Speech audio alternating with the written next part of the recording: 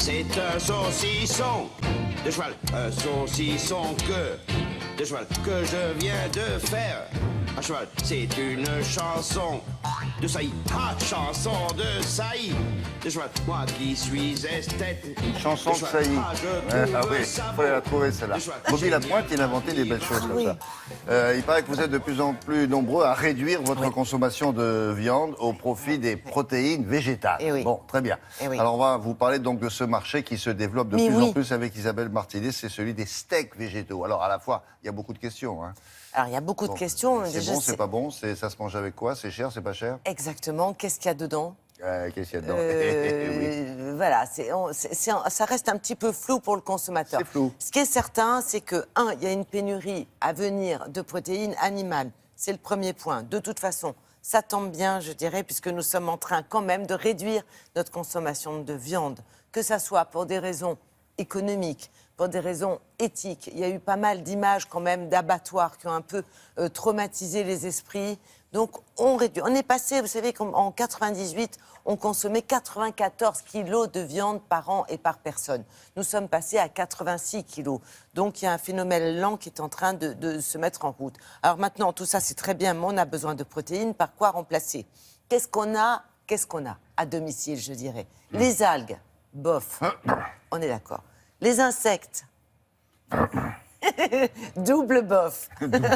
Ah ben oui, non, mais il y a quand même un petit frein. Mais alors bien grillé l'insecte. Mais même bien grillé, quoi. Je veux dire, vous se tapez un petit, je sais pas, un petit verre de farine au petit-déj, c'est quand même pas extraordinaire, même au déjeuner ou au dîner.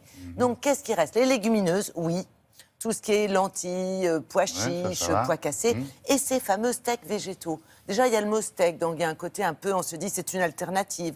Puis steak, ça veut dire soja et céréales. Et donc, comme il y a une vraie demande, eh bien, on voit l'offre se multiplier en magasin. Il y a de plus en plus de marques qui, aujourd'hui, nous proposent cette alternative. Donc, par rapport à ça, nous, on s'est posé deux questions. La première, qu'est-ce qu'il y a dedans? Comment ces steaks sont-ils préparés? Et la deuxième question, est-ce que c'est vraiment une alternative? Réponse en images.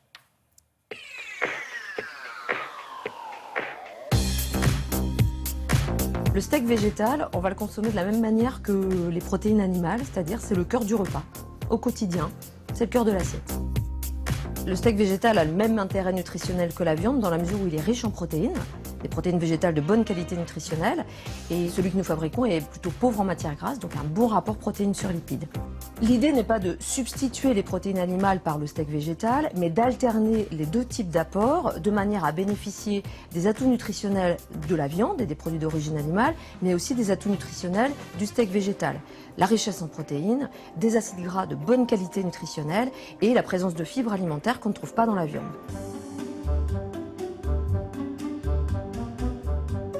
Un steak végétal est composé de protéines végétales à hauteur de 60%, le soja par exemple, associé à des légumes, à des céréales et à des épices et aromates.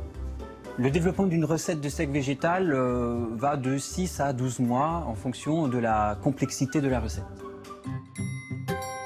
Pour un steak de soja, nous partons de la graine de soja que l'on envoie sur une presse pour retirer l'huile. Nous obtenons alors la partie riche en protéines de la graine que l'on vient mélanger avec des légumes, par exemple des poivrons, avec des céréales, par exemple du quinoa.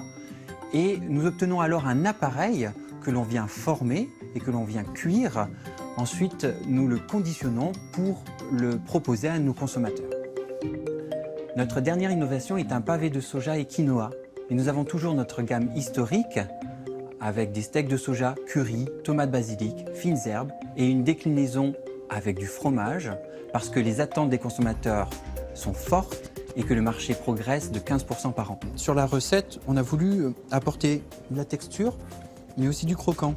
C'est un produit de consommation courante, il peut donc être consommé par tout le monde, y compris chez l'enfant, après la diversification alimentaire. La diversité alimentaire, c'est un petit peu de tout tous les jours. Combien de fois par semaine pour le steak végétal? Je dirais 1 à 2 fois par semaine, en alternance avec les autres sources de protéines.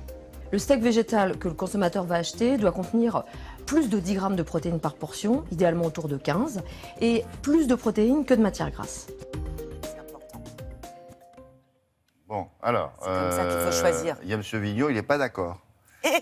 Il dit c'est pas un steak, ça. Il a raison. C'est une galette. Il a raison. Alors, c'est plein de protéines, ça c'est vrai. Oui. Mais steak végétal... Steak, ça sous-entend viande. Alors, c'est vrai que ça se veut être une alternative à la viande, mais ce n'est pas de la viande. C'est du soja, en l'occurrence, pour la marque que nous avons consultée, et des céréales. Alors, comment bien choisir, en tous les cas, en rayon? Il faut choisir celui qui a le plus de protéines et le moins de graisse. Sur 100 grammes de galettes, Oui, on peut appeler ça une galette. voilà, de galettes, sur 100 grammes de galettes, il faut prendre celui qui a au minimum 15 grammes de protéines et moins de 10 grammes de matière grasse. Ce Vigneault, il appelle ça une galette, lui. Ben, je pense qu'il a raison. C'est qui c'est? Il a raison. Non, mais un boucher peut-être. C'est mon boucher, monsieur Ben Vigneault. voilà. Merci Et ben, beaucoup. vous lui direz Mais je vais lui qu'effectivement, dire. il a raison. Je vais lui dire, il a toujours raison, monsieur Vigneault.